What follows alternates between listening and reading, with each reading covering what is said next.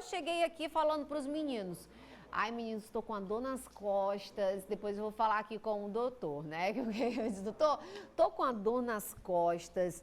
Esse que é um dos problemas mais comuns entre os brasileiros, que é a dor nas costas, é dor na lombar, é dor no trapézio, que vai puxando para a cabeça, para o pescoço. Às vezes tem tanta dor que eu tenho certeza que você recebe, que às vezes a gente fica pensando. E esse problema atinge mais de 16%, viu, da população ativa. E também é a causa crônica que mais causa afastamento do trabalho. Vocês sabiam disso, gente? Pois é verdade. E ainda, a busca pelo termo dor nas costas cresceu 76% desde o início da pandemia. Esse problema pode realmente estar associado com a Covid-19 ou também pelo fato de a mudança da rotina, né? Passar muito tempo deitado, enfim. A gente vai conversar com o doutor Eduardo Ferreira para esclarecer todas essas dúvidas, esclarecer as minhas dúvidas, as dúvidas dos telespectadores e de todo mundo. Então, você já pode aí de casa, tá com alguma dor nas costas, tá com algum problema, manda mensagem pra gente, 9411-7777. Doutor Eduardo Ferreira, bom dia mais uma vez. Bom, dor nas costas, eu acredito que seja um dos maiores problemas que você deve receber no consultório, né? Sem dúvida, é o carro-chefe. É o carro-chefe, né? E como a gente pode diagnosticar uma dor nas costas? Tem um problema específico para essa questão de dor nas costas, doutor? Ou não? Pode ser causada por diversos problemas, como a gente estava comentando aqui no intervalo. Perfeitamente. A gente subdivide o problema de dores lombares, dores nas costas, cervical, né, na região do pescoço, em dores específicas e dores inespecíficas. As dores inespecíficas, que representam a maior parte dos casos de dores, elas possuem causas multifatoriais, que vão desde os fatores biológicos, estruturais, né, musculares, articulares, até os fatores psicossociais, emocionais, né, que estão todos envolvidos na experiência de dor. Já as dores específicas são aquelas que a gente consegue apontar uma causa direta. Teve um trauma, teve uma queda, um acidente e ficou com dor a partir daquilo, né? Então, é o exemplo de dor específica que a gente consegue apontar uma causa. Não havendo um evento desencadeador, a gente passa a chamar essa dor de inespecífica. Ela tem vários fatores envolvidos. Essas dores inespecíficas, elas devem ser tratadas com o fisioterapeuta e um outro médico para poder conseguir chegar a um resultado positivo? O ideal é que a gente tenha uma equipe multidisciplinar, né? O fisioterapeuta vai entrar com a parte do movimento, vai entrar com a parte do ganho de amplitude de movimento, força muscular, mobilidade. O psicólogo vai entrar para atuar nas questões de ordem emocionais e psicossociais, como ansiedade, estresse, depressão, que tem uma relação muito íntima com a experiência de dor do paciente. E o médico também, o profissional de educação física, até mesmo o nutricionista, porque nós temos evidências que apontam para problemas relacionados à má alimentação, que geram um processo inflamatório no corpo das pessoas, né? Olha, gente, para vocês verem o doutor falando, as dores, elas podem estar não só relacionadas a um problema específico, né? Mas também como estresse, ansiedade, que podem acumular, né, as dores e causar problemas maiores. Eu estava falando um relato pessoal meu e do nosso cinegrafista aqui do estúdio, que ele estava falando, Stefania, eu tive que ir ao médico tomar o remédio aqui porque eu estava com dor na lombar. E eu falei pro doutor que teve um tempo que eu sentia muitas dores aqui no trapézio. Que eu tive que fazer alguns meses de fisioterapia e eu tive os pontos gatilhos. Os pontos gatilhos. E esses pontos gatilhos ficaram por algum tempo, né? E tudo isso foi causado pela ansiedade, né, doutor? Que também é a causa de muitas pessoas que sofrem de dores nas costas. Elas devem procurar primeiro um fisioterapeuta ou um outro médico específico? O ideal é que todos os profissionais estejam aptos para fazer essa triagem, né, desses fatores que estão envolvidos na dor de cada paciente, né? Porque vai ter paciente que vai chegar para mim com um fator psicoemocional mais elevado, outro não, outro é só falta de movimento, outro é só uma rigidez articular, mais elevada, então a gente precisa saber fazer essa triagem de uma maneira adequada. Então não existe uma regra para quem vai ser o profissional de primeiro contato. Pode ser o médico, pode ser o fisioterapeuta, pode ser o psicólogo especialista em dor, né?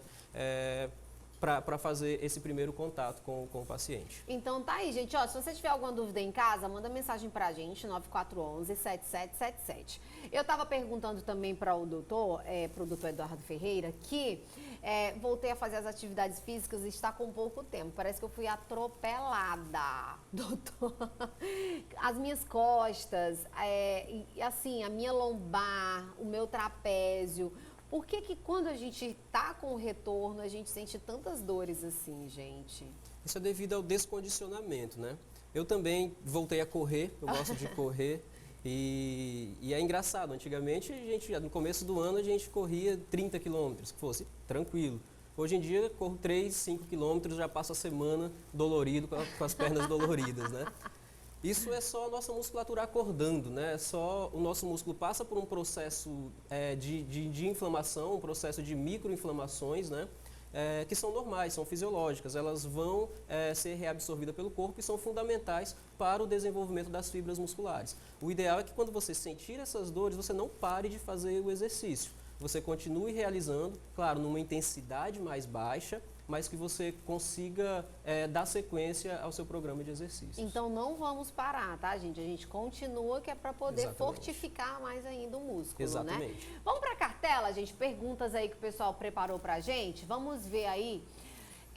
Olha aí, dor nas costas pode ser adquirida de forma hereditária? Mito ou verdade?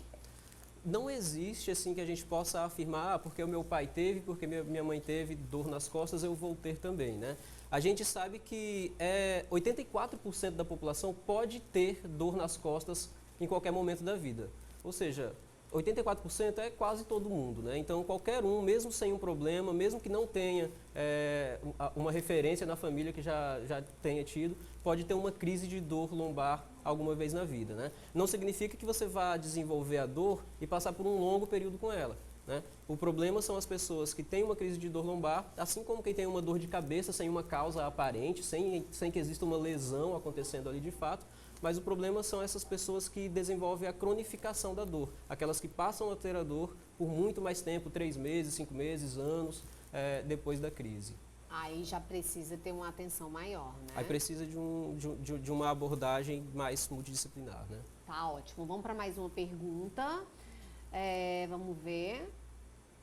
Olha só, dores nas costas podem estar relacionados com a Covid-19?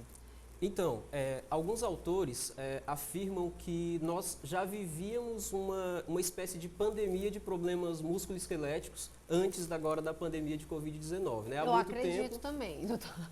Né? Há muito tempo o mundo inteiro já vem acometido por problemas musculoesqueléticos, com as dores lombares sendo o topo ali desses problemas, né?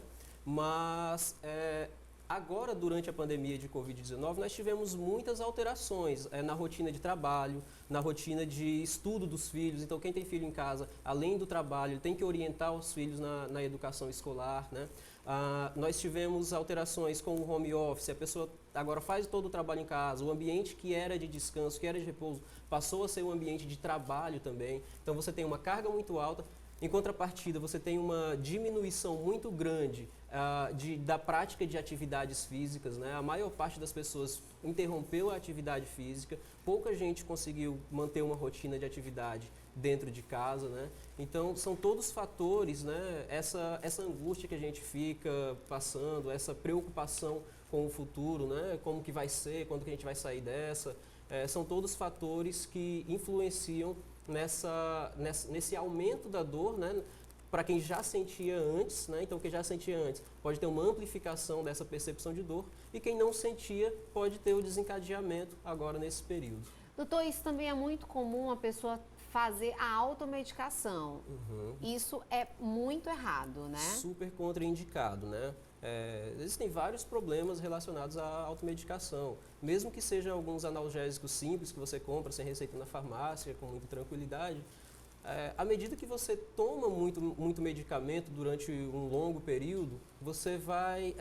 o nosso corpo, ele tem uma capacidade de produzir analgésicos endógenos, né? Eu tenho capacidade de produzir substâncias analgésicas para aliviar minhas dores. Agora, se eu tomo muito medicamento com uma certa frequência, essa capacidade do nosso corpo vai sendo diminuída. Então, você vai ficando cada vez mais dependente da ingestão de medicamentos externos, né? Então, tá aí, gente. Vamos ter cuidado também com a automedicação aí em casa, para qualquer dor que vocês estiverem sentindo. Tem mais alguma pergunta, Júnior?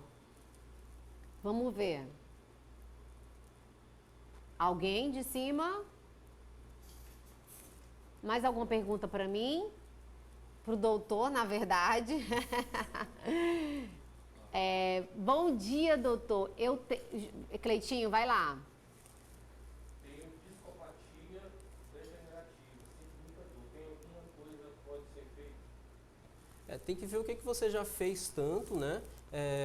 Existem algumas alterações degenerativas ou não, decorrentes da idade mesmo, do processo de envelhecimento, que naturalmente não devem causar tanta dor assim, né? Então você precisa de uma investigação mais aprofundada para saber se a sua dor é por conta daquela degeneração, né? E aí os tratamentos dentro da fisioterapia, você tem as terapias manuais, terapia com exercícios, né? Com exercícios direcionados, que hoje são o padrão ouro nos tratamentos.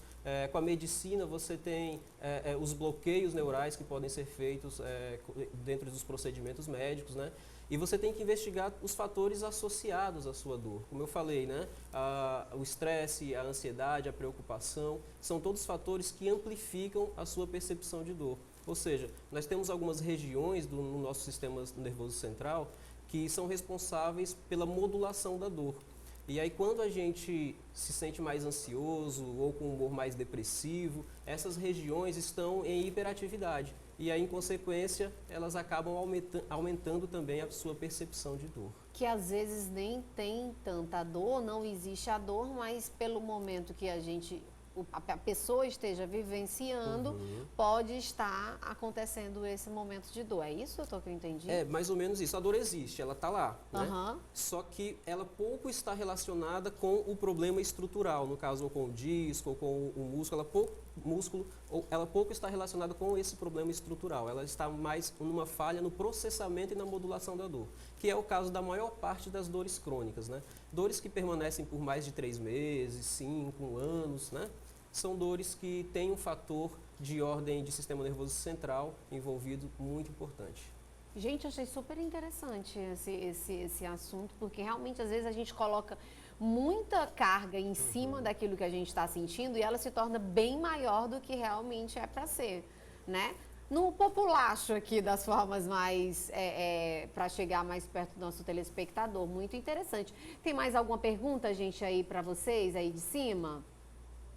Não, doutor, muito interessante, adorei a sua entrevista, a sua participação aqui junto com a gente. E assim, como mais uma vez, como o doutor Eduardo falou, a junção médica, não só um médico, você ir num médico para resolver, mas o fisioterapeuta junto com o psicólogo pode sim estar fazendo um trabalho para ajudar mais os telespectadores que estiverem sentindo alguma dor, sendo crônica ou não, né? Ou psicológica.